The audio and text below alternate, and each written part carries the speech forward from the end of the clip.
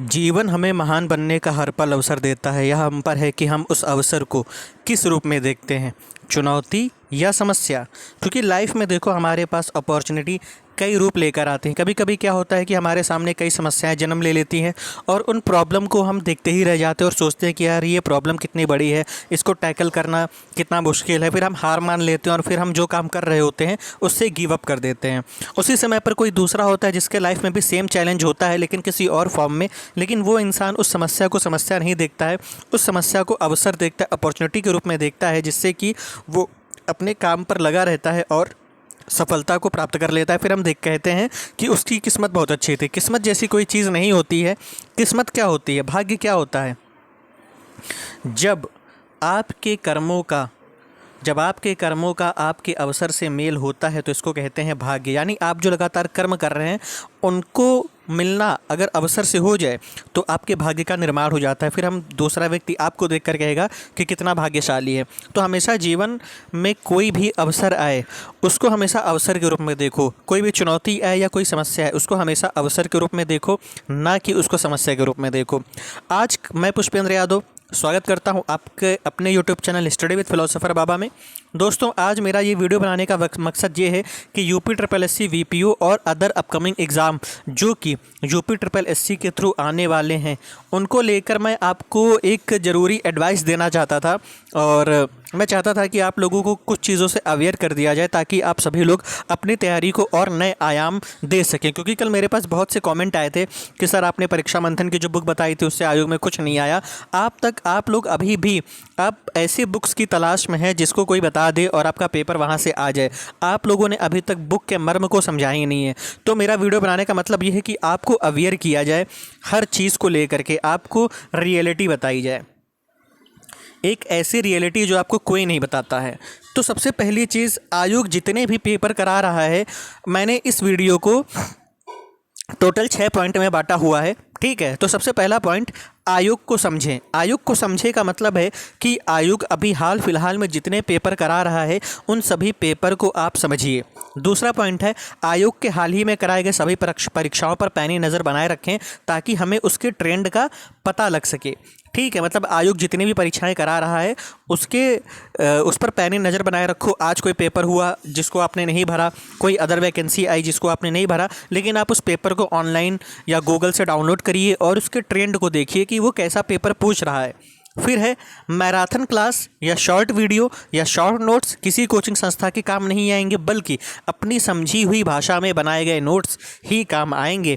देखो, अब marathon class या शॉर्ट वीडियो या शॉर्ट नोट्स का काम ख़त्म हो गया, क्योंकि आयोग ने अपने जूनियर असिस्टेंट के पेपर के थ्रू बता दिया कि भैया अब आपको बुक्स पढ़नी पड़ेंगी, बुक से अपने नोट्स बनाने पड़ेंगे। हाँ, बुक्स रीडिंग आपने कर ली है, आपको वहाँ से कोई कॉन्सेप्ट दिक्कत कर रहा है तो आप यूट्यूब का या फिर अदर कोचिंग इंस्टीट्यूट का आप सहारा ले सकते हो समझने के लिए, ना कि आप उसी पे डिपेंड हो जाओ कि यही मेरा एग्ज़ाम है, यही मेरा करता धरता है और यही मेरा एग्ज़ाम क्लियर करवाएंगे। फिर आयोग जिस तरह से अपने पैटर्न को बदल रहा है उसी हिसाब से हमें स्वयं को भी बदलना होगा। अब जैसे कंप्यूटर का पेपर ले लो, ठीक है, इसमें सबको दिक्कत थी, चाहे वो GS का पेपर ले लो, चाहे वो कोई भी पेपर ले लो, कोई भी सब्जेक्ट उठा लो, चाहे हिंदी उठा लो। तो अब इन सब में क्या है, अब इन सब में हमें बुक को पढ़ने की ज़रूरत है। हम बिना बुक के कुछ काम नहीं कर पाएंगे, क्योंकि देखो अगर कोई कोचिंग वाला नोट्स बना के देगा ना तो वो उसकी अपनी समझ होगी। आप जब बुक रीड करोगे तो बुक रीड का एक अलग ही महत्व होता है। जैसे कहा नहीं जाता है कि शास्त्र को सुनना और शास्त्र को खुद से पढ़ना दोनों में ज़मीन आसमान का अंतर होता है। जब आप खुद से पढ़ते हो तो आपके एक तो ब्रेन में न्यूरॉन्स बनते हैं, दूसरी चीज़ आप उस चीज़ के वास्तविक मर्म को खुद समझ लेते हो। तो विषय चाहे जो भी हो, आपको उन सब विषयों से संबंधित पुस्तकों को पढ़ना पड़ेगा, उसके नोट्स बनाने पड़ेंगे। फिर आयोग द्वारा हाल ही में लिए गए परीक्षाओं के पेपर को देखें और उसका एनालिसिस करें और उस हिसाब से अपनी पुस्तकों का चयन करें। अब किताब पढ़ने से ही काम होगा, बिना किताब पढ़े सिलेक्शन नहीं होगा। तो मेरा बार बार आपको जोर एक ही बात पे रहेगा कि आप बुक रीडिंग पढ़ें, भले ही उस किताब से आए चाहे ना आए। लेकिन इससे आपका फ़ायदा क्या होगा? इससे आपका फ़ायदा ये होगा कि आपका बेसिक कॉन्सेप्ट तैयार हो जाएगा। उसके बाद जब आपका एक बार नींव मजबूत हो गई तो अब इमारत चाहे जैसे लगे, ईंटें चाहे जैसे लगे, क्वेश्चन चाहे जैसे आए, आप उसको टैकल कर लोगे अपनी कॉमन सेंस के थ्रू। जो भी किताबें आपको बताई जाएं या फिर आपको पता है या आपके पास पहले से ही हैं, आप उन्हीं का बार बार अध्ययन करें। 10 किताबों को एक बार पढ़ने से अच्छा है एक किताब को बार बार पढ़ें। भले उससे पेपर में सवाल आए चाहे ना आए, पर आपका बेसिक कॉन्सेप्ट मजबूत होना चाहिए ताकि उस पर बनने वाले सभी सवाल आप आसानी से क्या कर सकें, हल कर सकें, आप उनको हल कर सकें। तो ये आपका मेन एम होना चाहिए कि आपके जितने भी सवाल आए वो आपके सही होने चाहिए, गलत एक भी सवाल आपके नहीं होने चाहिए। तो मेरा कुल मिला के इस वीडियो का पूरा सार यही है कि अब आपको बुक पर फोकस करना पड़ेगा। जैसे मैंने आपको जो भी बुक बताई हैं आप उन बुक्स को पढ़िए, रीड करिए, 10 बार पढ़िए, 20 बार पढ़िए, 25 बार पढ़िए और PYQ सॉल्व करिए।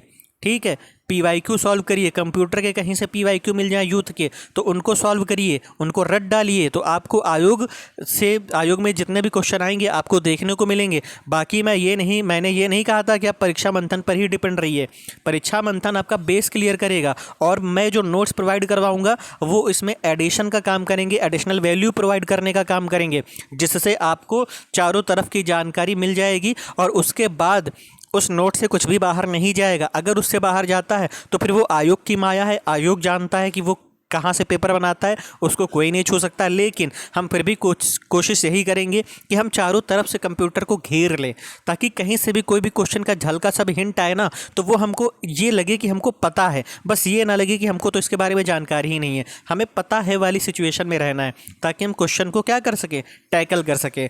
तो मुझे आपको बस यही एडवाइस देनी थी कि फर्स्ट प्रायोरिटी आपकी होनी चाहिए PYQ, दूसरी प्रायोरिटी होनी चाहिए आपको बताई गई बुक्स या आपके पास जो बुक्स हैं 10 बुक्स को नहीं पढ़ना है एक बार, जब बल्कि एक बुक जो आपके पास है, एक रिसोर्स जो आपके पास है, एक कोचिंग इंस्टीट्यूट जो आपके पास है, बस उसी पर आपको पूरी श्रद्धा के साथ अपने ऊपर विश्वास करते हुए काम करना है। और बस अपने कर्तव्य को क्या करो, भगवान को जैसे साक्षी मानकर पूजा करते हो वैसे ही अपने कर्तव्यों को भगवान को साक्षी मानकर पूजा की तरह करो, आपको सफलता ज़रूर मिलेगी। ठीक है, तो जितने लोगों ने आज मेरे इस YouTube चैनल को सब्सक्राइब किया है उन सभी को दिल से धन्यवाद। और अब तक जितने लोगों ने इस चैनल को लाइक, सब्सक्राइब और शेयर किया है उन सभी को दिल से धन्यवाद, क्योंकि आप सभी लोगों से मिलकर ही इस चैनल का निर्माण हुआ है और हो रहा है, और ये आगे बढ़ा चैनल भी आप लोगों की ही वजह से होगा। तो आप और हम एक फैमिली हैं, इसीलिए मैं आपको बड़े भाई की तरह समझाता हूँ ताकि आप सभी जो कमेंट सेक्शन में भटकाव वाली बातें करते हैं बस आपका माइंड ना डाइवर्ट होने पाए, क्योंकि यही स्टूडेंट लाइफ में सबसे बड़ी समस्या होती है कि इंसान का जो माइंड होता है ना वो डाइवर्ट हो जाता है। और दूसरा विशेष पॉइंट हमने लिखा है आप ही लोगों के लिए कि अपना ध्यान इधर उधर भटकने से रोकें, है ना। तो आप सभी एक रिसोर्स, एक टीचर, एक नोट्स, एक बुक पे रिलाई करिए और उसको 20 बार पढ़िए, 25 बार पढ़िए। ठीक है, आए चाहे ना आए। बाकी आप भी जानते हैं कि आयोग को कोई नहीं छू सकता, कोई भी ईश्वर नहीं है कि आयोग को जान ले। बस मुझे इतना ही कहना है आप सभी लोगों से, बाकी आपकी लाइफ है, आप जाने।